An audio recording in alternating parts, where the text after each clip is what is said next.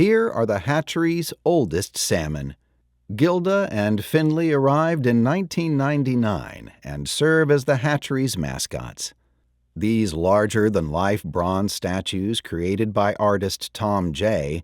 present the accurate anatomy of a spawning pair of coho salmon.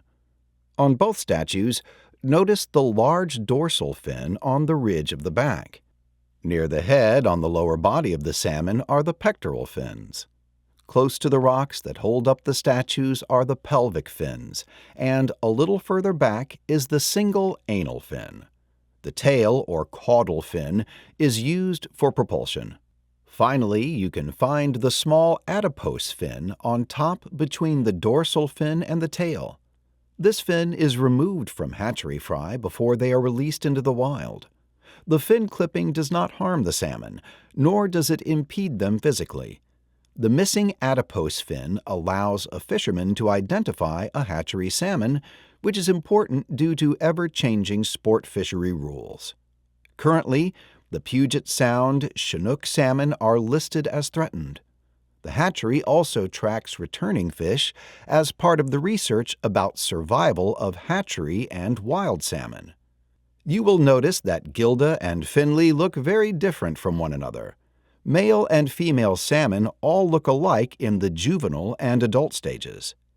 Once they return to fresh water, they go through a hormonal change that matures them to the spawning phase. Males grow jaws that extend in a hooked shape, growing a row of sharp teeth. These features allow the aggressive males to bite each other as they compete for a mate.